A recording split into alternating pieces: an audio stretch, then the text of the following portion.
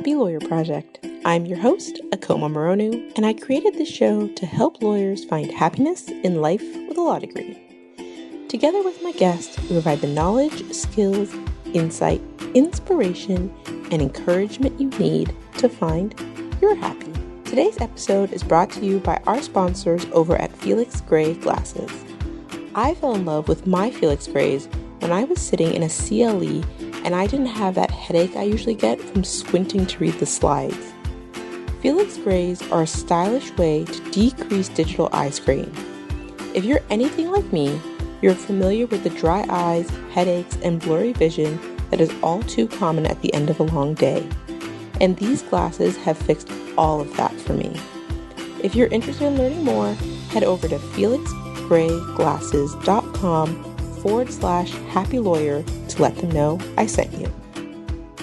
On to the show. After over a year of interviewing happy lawyers, I have a theory that happiness comes from focusing on the 4 A's: attitude, awesomeness, aspirations, and alignment. On today's show, I chat with Leila Hock from Alignment Coaching about her story of leaving the law to serve the profession in a new capacity, what it means to live in alignment, and how to figure out who you want to be in your life and law. Before we dive in, I wanted to congratulate the winner of last week's show. SC Germistic, I apologize if I'm mispronouncing that, left a lovely rating and reviews for the show on iTunes. SC said, "Akoma is such a calming voice and her podcast always leaves me feeling uplifted. Being a happy lawyer is tough, but this podcast is a treasure for offering real insight into how to counteract the tendencies of lawyers to be negative." Thank you so much, SC, for your kind words and for leaving that lovely review. I'm super excited to send you your prize, so shoot me an email and I'll get that over to you. For everybody else, stick around and I'll announce the next week's contest at the end of the show. Enjoy! Welcome back to the Happy Lawyer Project, you guys. I'm super happy to introduce you guys to Leila Hock today. Welcome, Leila. Hi, Akoma. Good to be here. I'm excited to finally have you on the show. Could you start by telling those who don't know about you, who you are, and what it is that you do? Sure. I am Leila Hock, and right now I run my own coaching company. So it's called Alignment Coaching. I call myself a career strategy coach, which is what you call yourself in the coaching world is a big deal. So I'm happy I landed on that at some point. And what I do is help successful mid-career professionals, many of whom are lawyers because I practiced law before this, take a long-term strategic approach to their career. So actually start to think about, what do I want out of this life? And am I doing right now what it will take to get me there? And I think the best way to think of it and kind of how people start to get it is it's like executive level coaching, but a level down. So many of my clients either want to be executives or at that level or could, but they're not sure that it makes sense for them. And that's actually where they want to head. So it's a lot of fun. I've been doing it now for just about 2 years on my own, and it's a blast. I've obviously had a number of coaches on the show, and I love talking to coaches because I think they have a lot of insight and really great advice for my audience on how to think differently about their current situation and planning for the future and strategizing and all of those things. But before we dive into all of that, because you were a former lawyer, I know that people will be interested to know a little bit more about your legal journey and how you got to where you are. Sure. So I started in Chicago. I started at Mayer Brown in the corporate practice. It was very clear to me immediately almost that I did not belong in a firm. About a year and a half out, I went in-house for Kraft Foods, and I was in there. The we were called I think we were called the Corporate and Business Services Group. We had debates about what to call ourselves there too. So that's what we called ourselves. But basically me and 4 other attorneys negotiated, drafted, and managed all of Kraft's purchasing contracts. So we supported procurement primarily, and this was globally. So it was a lot of fun. And then I was in charge of our outsourcing group. I had done some outsourcing work at Mayer Brown and worked with the lawyers there, and that's who we used for outside counsel. So I supported our outsourcing deals at Kraft. I was there for about 3 years. I had a really wonderful experience there, but at about 3 years, I started to realize I probably didn't want to be a lawyer forever. It sounds so silly now, but I did a yoga teacher training, and I love yoga. It's a big part of who I am and my practice. And it was the first time I had ever been really introduced to some of the mindfulness concepts, and it was mind-blowing to me.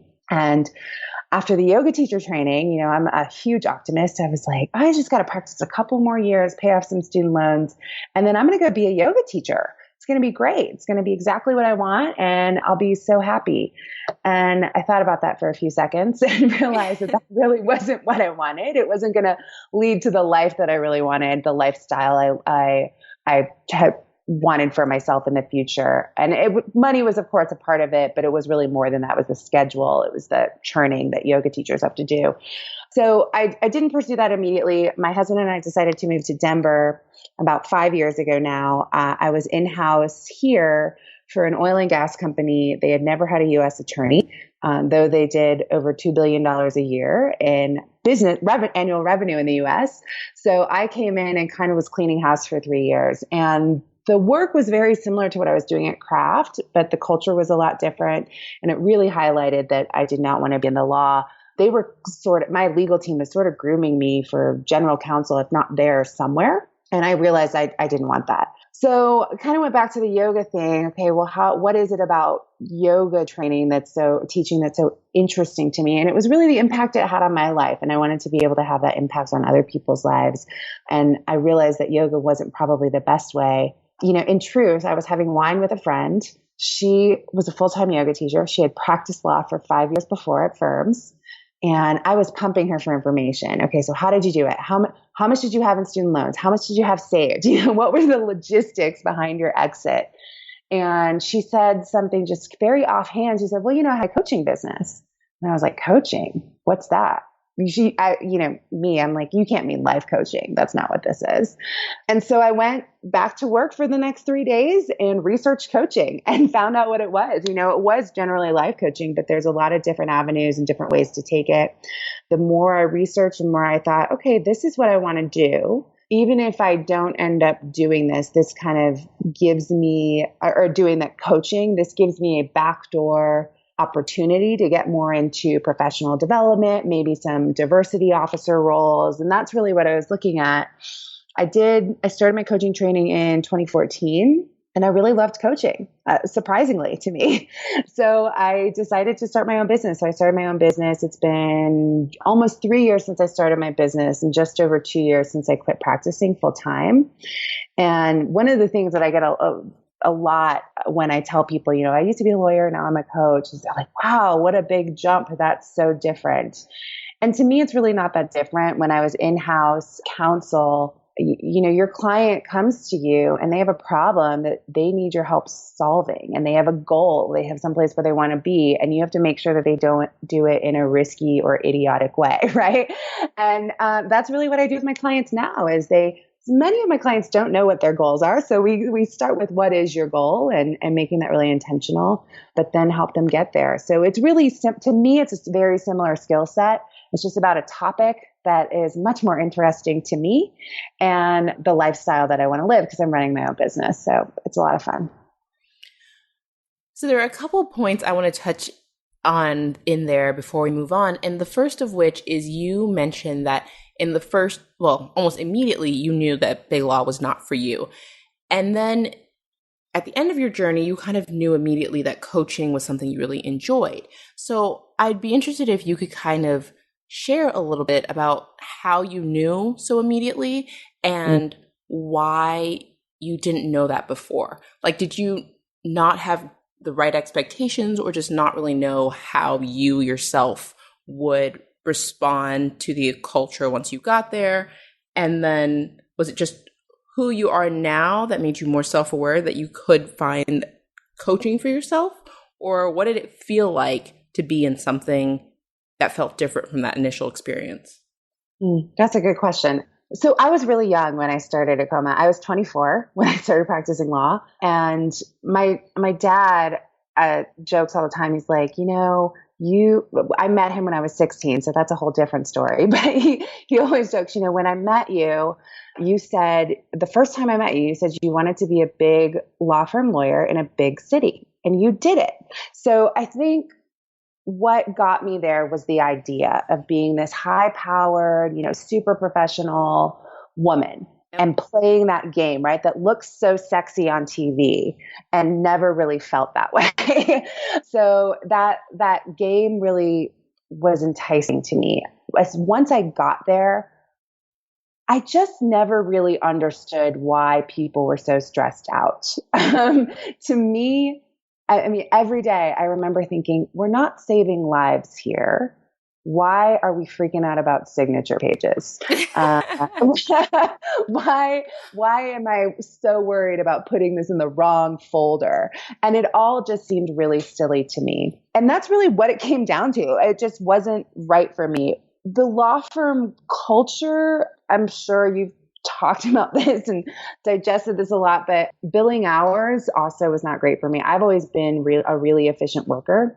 And not to say that the only way to succeed in a billable hour environment is to be inefficient, but it sure helps. And I saw that with some of my colleagues and would get frustrated when I could get the job done, in 2 hours, and they would spend 4 and they'd get rewarded for that. So it just none of it really made sense to me. I think maybe had I stayed at a firm longer and gotten closer to the client, it would have been better. But I also started in a really tough time in a law firm. I was in corporate practice in 2007. So, I mean, it went crazy with really the economy blew up shortly after I started practicing. So that was another part of it too. Did that answer that question for you? Absolutely. And I think that's a very fair point. It's interesting because I was similarly confused by the amount of stress that people were taking on. And I thought I was doing something wrong because I was like, it doesn't seem like that big of a deal. And I think of it now as kind of like my superpower because it just doesn't get to me. People ask me, how did you have a baby as a junior associate? How did you manage all that stress? And it's that it wasn't that much stress for me, And there are things that stress me out, obviously. They just aren't the things that stress other people out. So I can leverage that in those circumstances. Well, and I think, and I don't know if we'll talk about this, we can dive into it or we don't have to, but I think a huge part of that too comes down to confidence. Yep. I've always been a pretty inherently confident person. So someone can challenge me and ask me, tell me I didn't do something well enough. And I take feedback for sure, but someone just getting mad at me over something that I thought was stupid was never going to really fluster me and make me, hate myself and work harder. It was going to make me say, nah, this isn't right for me. That's fair. And so in some ways you've always been fairly self-aware. So I wonder, did you end up at Big Law because of the times? I mean, or I guess why didn't you kind of have that moment before you fulfilled that dream of a 16-year-old that maybe this wasn't the right path for you? Why did it have to actualize before you could kind of put the pieces together? It was automatic. That's honestly the best way for me to answer that. There was no thought. It was, I'm going to a good law school. I'm in a big city. I loved my law school. I would say one of their downsides was they didn't push big law, but that was the path that most people took. And so I just kind of followed logically along. I try not to use this word too much because it turns some people off. But I think in some ways, as lawyers, we manifested our own lawyerdom. We kind of put it in our mind's eye at a young age and then just are on autopilot to achieve it. Yeah. Without really even questioning it. We're really just trying to figure out how do I get there and just step by step doing the things it takes without doing the self-reflection to understand if it's still where we want to be going. And I mean, I think that for people who that is the case, they should use that as a reminder that they're really good at that. that once they know what to do, they're good at getting there. Perhaps they just need to figure out what they want to do. It's so true. I mean, so I've actually just started a group program for I'm piloting it right now. And the mantra that I put, because this is for type A people who are, really high achievers. The mantra is focus, not fixation. So what we often do is we get so fixated on a goal, especially as people who have achieved our goals our whole lives and gotten rewarded for that. We get fixated on that without stepping back and remembering why. So instead of fixating on the goal, it's fine. We need something to focus our attention, but have that courage to step back every now and then and reflect, and if necessary, redirect, because it's not the achievement that's going to bring you the happiness, right? It's getting there, and it's everything that comes around it. But if you're not stepping back and making sure that it's still the right goal for you, that's how you end up in the wrong place, really. Oh my gosh, I love that. It's such I can get hyper focused, and I think that it's really important to do that reflecting. So I think it'd be great if we could transition a little into how you do that. We talk about alignment a lot on this podcast. It comes up a lot. I think of it as one of the core principles of happiness, but there is this underlying assumption when you talk about alignment that you already understand who you are and what you want. Mm-hmm. Yeah. I mean, it's hard to admit that you might not know what you want. And most people don't admit it until it's so bad. It's also hard to admit that you might not know who you are, that who you think you are, it might be completely different. I think the number one way to do that, and what I say is, it takes time. And when I say time, of course, there's a longevity aspect, right? Like it might take a year, 2 years, whatever. But it actually takes setting a time aside each day. It's not this who am I and what do I want question is not something that you can just keep bouncing around your head in an echo chamber. I really think it needs to be explored in a tangible way, whether that's, writing out what you want, writing out who you are, writing out how you felt today, not in this big dramatic Dear Diary moment, but actually carving time out each day to reflect on how you felt. Was I happy? Like of course, I want you to check in with, did I get everything done I said I wanted to do?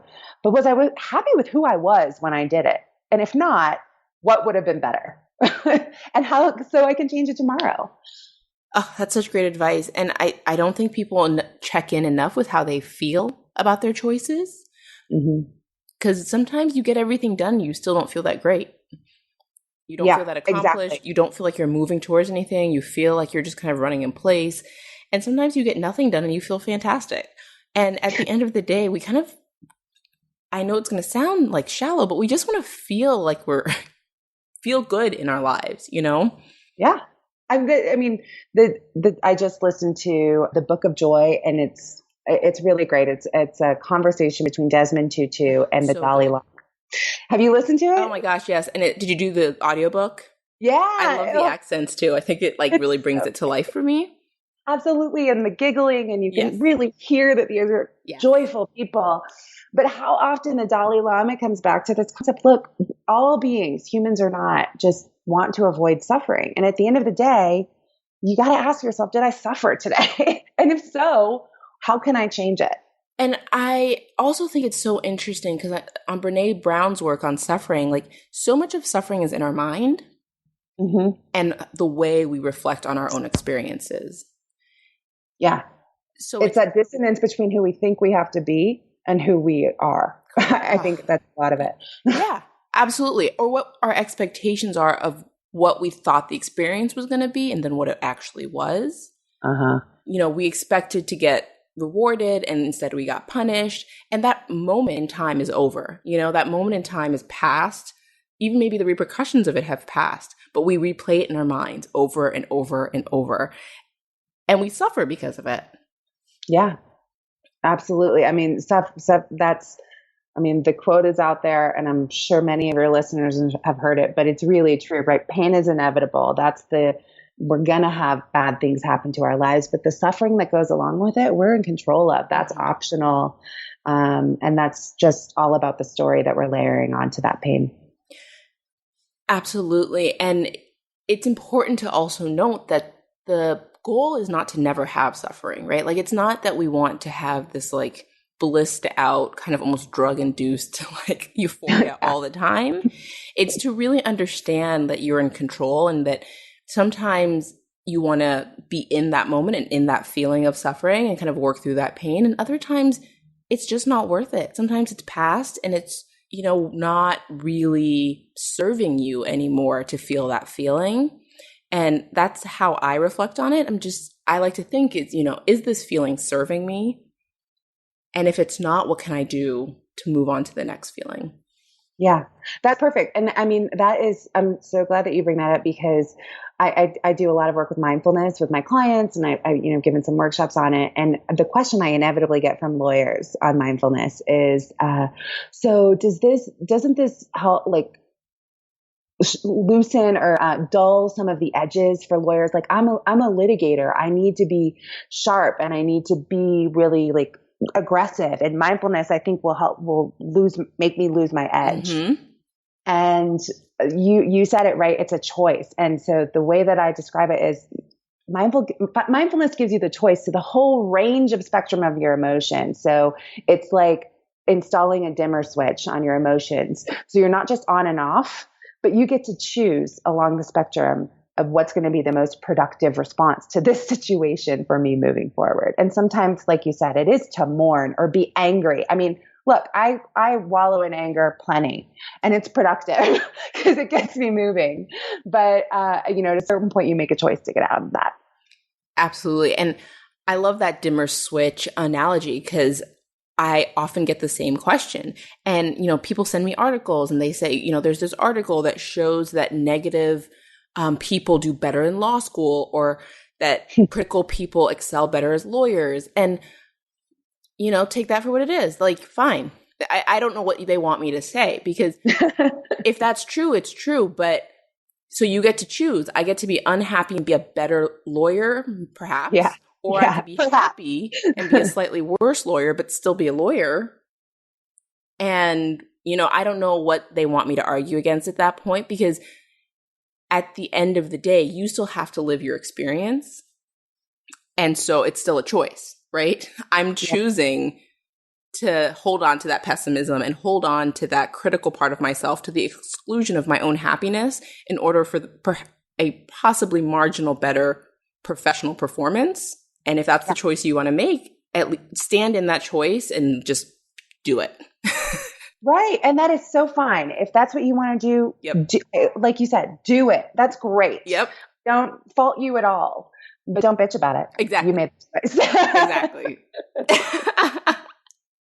Exactly. And you hear it, right? Because those are the people who are like, well, this other partner doesn't work as hard as I do, or this other associate doesn't, put in the work the way I do. I don't understand why they keep getting rewarded.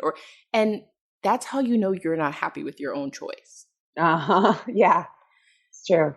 So go ahead. I was just going to say, I don't know where I'm going with this, but there's that quote, comparison is the thief of joy.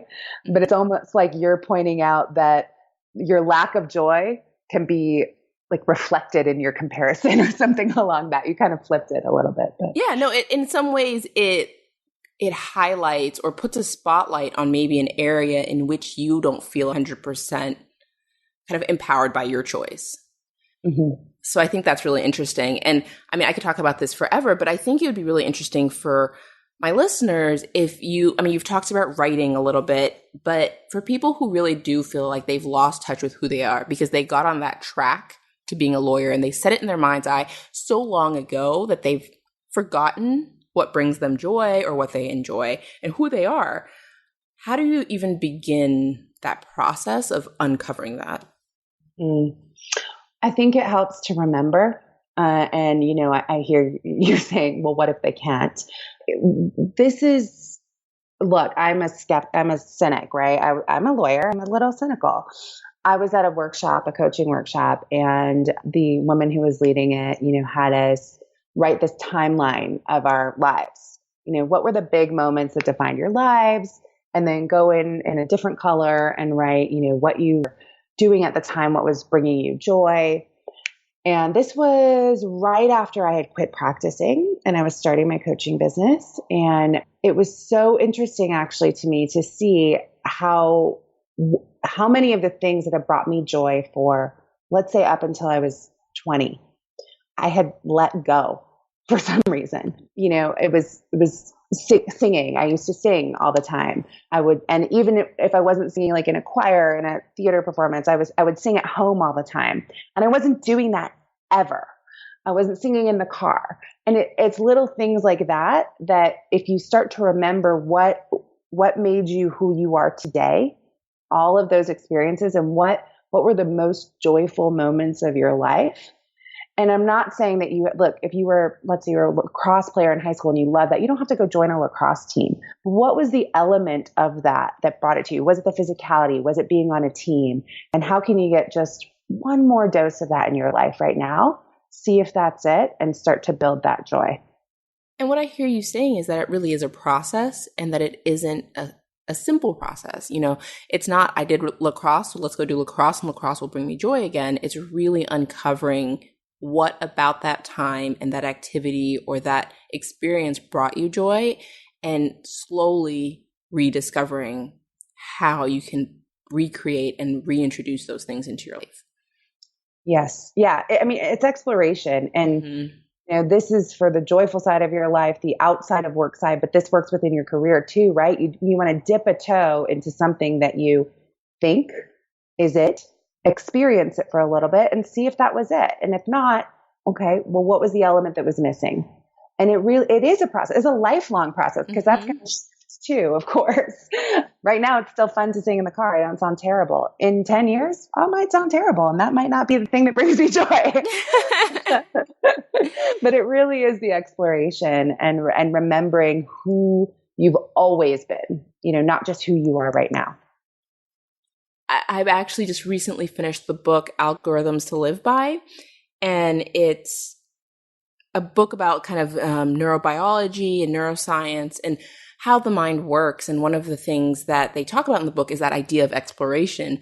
And they kind of take a long view on it. And they say, think about the trajectory of your life. When you're a child, everything is basically exploration. Like you're just exploring the world with all of your senses. But life is a process of exploration, elimination, and dedication. And if you think about the average person who is later in life, they've gone through that process. They know what time they like to wake up. They know how they like their coffee. They know, and we say, you can't teach an old dog new tricks, but in part that's because they know who they are by that point in the journey. So they don't have enough time left to be spending it exploring. And obviously people are on different ends of the spectrum with different aspects of their life. But on a whole, that's kind of the cycle of figuring out who you are, is this exploration, elimination, dedication process. And I find that really useful to remind myself when I go into something new. When you start, if you're trying to rediscover who you are, it is exploration. Just do all the things. You can always drop out of stuff and cut stuff out if it doesn't work.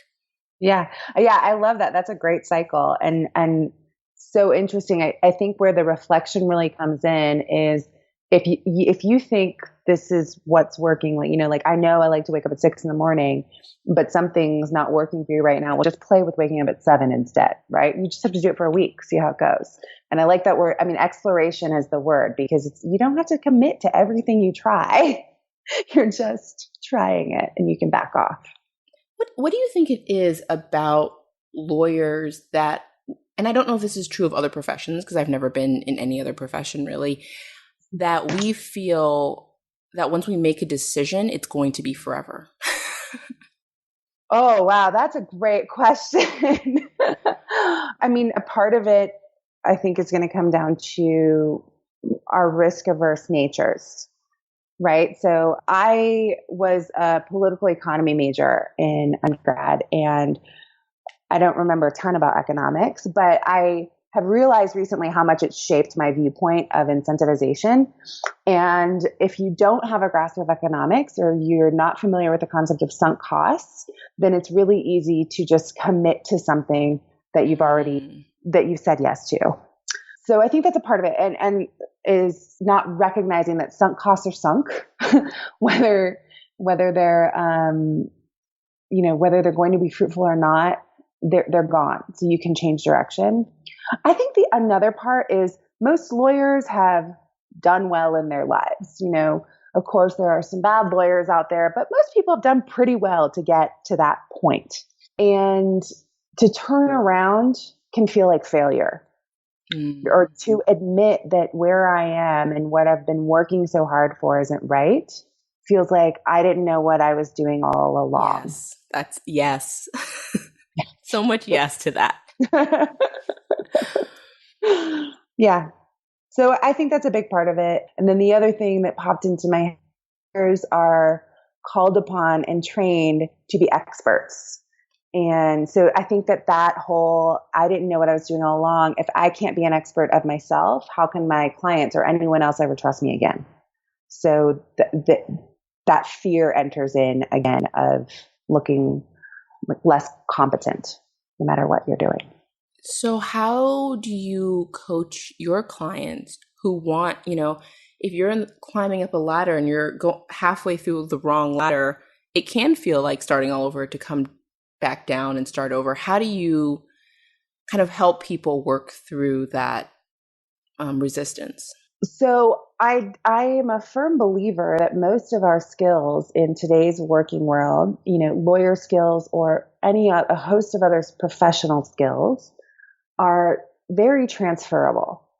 I think one of the fatal flaws of lawyers is they don't recognize everything that they bring to the table, whether they want to keep being a lawyer or not.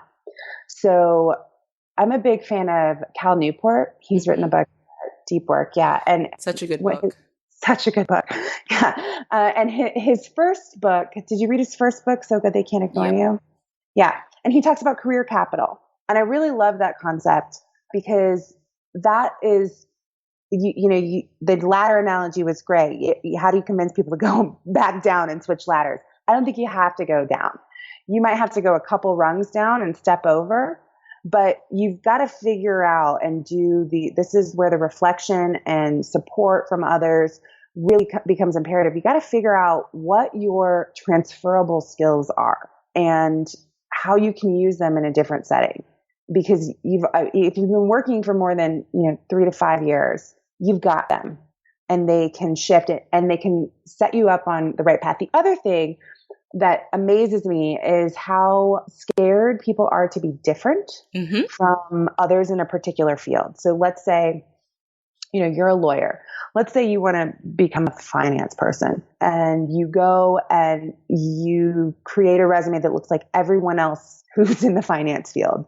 When what might actually set you apart for those finance roles is the fact that you are a lawyer and you look different. So really owning who you are and what you bring to the table is a way, which of course takes time and support, but is a way to get that confidence to, make the leap to another ladder and maybe a couple of steps back, but not always. So there's a couple of things. There's like creativity, transferable skills, and then just being confident in who you are and knowing that you bring something to the table because you're different. It's important to really highlight what you're saying about kind of doing it in stages, because I think in part people get really overwhelmed by like the magnitude of the decision and they feel like it is starting all over. But as you said, you've already started to build some skills. So it's not as if you're, in most cases, at the same level you would be if you just come out of college or just come out of law school and tried to do it. You do bring something to the table, and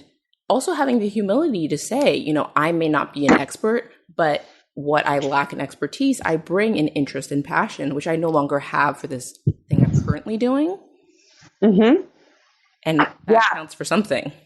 One of the great things I've heard and use sometimes is if you think of your career like a graph, right? You got an X and Y axis. I'm going to butcher which is which, I'm sure. The X axis, I think, is horizontal. Correct. Let's say your career is in quadrants. It's like a 4-part quadrant, 2 columns, 2 rows. You've got an industry and you've got a role. If you need to shift both industry and role, you can only take one step at a time. But if you're only shifting one of those, it's actually not that as difficult as you think. You might have to make those little steps. But if let's say, you're a lawyer and you want to change and you want to be a CFO in a completely different industry. Okay, well, maybe be CFO where you are first and then shift industries, or shift industries, go in-house in the industry first and then shift roles. It's steps that we have to take. And I think we're a pretty impatient society these days. So that can be a little disappointing to people, but it really is a way to do it without kind of rocking the boat and rocking your identity. I agree that we are pretty impatient, but I also think that people don't really understand how much better you feel once you're just moving in the right direction. People think they're going to feel better once they get there, but the feeling you have of kind of, I don't know what I'm doing, what am I doing, like, where am I going with my life, starts to lift once you start moving in a direction that feels better. Absolutely. I mean, and when I started my coach training, when I was still practicing, that made my work so much better. I even, a few months in was like, well, maybe I don't need to stop practicing law. But it really was because I was moving in and I was taking some action towards the direction that I wanted to be in. Yep. And action is the key there. And I think that's come up over and over again. I mean, just like you couldn't kind of cerebrally know that you wouldn't like big law, and like most people can't just sit and kind of think about what they want to do next. You just have to do stuff. Yeah. And that's what I love about coaching generally, is it's so action oriented. It is. That's exactly what I say this all the time, right? I'm a doer, and I don't like to sit and process my feelings. I do like to do that a little bit, but I like to process and then do. Mm-hmm. And coaching really forces you to do that. So true. Yes, I could chat with you forever, but there's one topic I really want to touch on because I know that you have really good thoughts on it. And we talked about this the last time we chatted. So I wanted to bring it into this conversation a little bit about the concept of working hard and working easy, because you've said a number of times now that part of what you love about coaching is that it fits with the lifestyle that you want. How do you go about deciding the lifestyle that you want? And then the big question is feeling like it's okay to want that. I mean, so I'm going to sound like a broken record here. No. But it really comes back to some self-reflection, right? So when I talk about lifestyle, I have a framework that I work with my clients in, and it's got 5 pillars, and lifestyle is one of the pillars. And to me, it's the most important because the mistake that I made early on was not considering the lifestyle that I was choosing when working at a firm or really any office. I feel my soul get smaller when I step into this. So it just wasn't right for me. I didn't realize what I needed and what I wanted. And I'll tell you that shifts all along, but here's a few questions that I think are helpful to determine the lifestyle you want. One is, if money wasn't a thing, what would you do with your time? And it's very, very tempting to say, I'd go to the beach all day and I would hang out and do nothing. But most smart people aren't going to be fulfilled by that. So really, where would you volunteer your time? Where would you spend your time? How would you stay engaged in life? And how would you keep your brain going? Make sure it's not atrophying. So if money wasn't a thing, and then I ask my clients to think about retirement. What are you going to do in retirement? What do you want your life to look like in retirement? And then why can't it look a little bit more like that today? And oftentimes it's the money piece, which is why the money question is so good. I think it's really important to think about your ideal day, your ideal kind of routine day. What does it look like? I spent a lot of time too. This came up after my honeymoon, and it was so interesting to me that that's where my head went. My husband and I were having such a good time, and it was great. And we came back, and again, my soul was crushed walking into an office. So I started asking myself, well, what made the honeymoon so awesome? What made this vacation so awesome? Because we weren't sitting around doing nothing. We were pretty engaged and active. And I started to just take little steps. For me, it was waking up a little later. It was having a slow morning and making sure I did some yoga every day. And then spending time with my husband. That was obviously a big part of it. So I started to prioritize that, even while I was still working. And that did make it a little better, but not good enough. So really asking yourself, if I didn't have to do anything, what would I do? It sounds like a silly question and simple question, but it's pretty challenging to answer, and to answer really authentically. I love the perfect day exercise, and my husband and I actually do it yearly as part of our kind of New Year's resolution life planning process, is to kind of reflect on our perfect day and how that's changed. And, it was a little distressing the first time we did it because our perfect days were so different that we were like, uh-oh, what do we do? He's much more active than I am. So his perfect day, and he's an extrovert and I'm an introvert. And so my perfect day involved a lot of me just spending time with him, and his involved a lot of other people. And I was like, why are you bringing all these people into our house all the time in our perfect day? And we got into this, fake fight over this hypothetical perfect day tension. That's great. But I do think that it's a really powerful exercise. I actually have an audio kind of worksheet that I provide to people sometimes who want to do it, because I think that sometimes people, as you said, they say things like, I just spend all the time on the beach, or my perfect day would be like, if money was an issue, I would just shop all day and then I would, Netflix and chill evenings away. And you're like, okay. No, you wouldn't. No, you wouldn't. You really wouldn't. And it's because you're so overworked and you're so overwhelmed by your current situation that you're just kind of picking something that seems dreamy, but when you break it down and, I try to provide people with really pointed questions, because to your point, if you haven't thought about it, it's hard to really think that freely about what your perfect day could be, because we're so indoctrinated around what our day should look like. Yeah. Well, and you brought up indirectly a really important concept for especially a lot of lawyers, which is burnout. When people can only think of doing nothing, it's a good sign that you're burnt out, and you do need a moment to do nothing because you're not seeing clearly right now. Oh, absolutely. And I'm going on vacation. Well, when this comes out, I'll have just come back from vacation, and I take one really big vacation every year that's like completely nothing.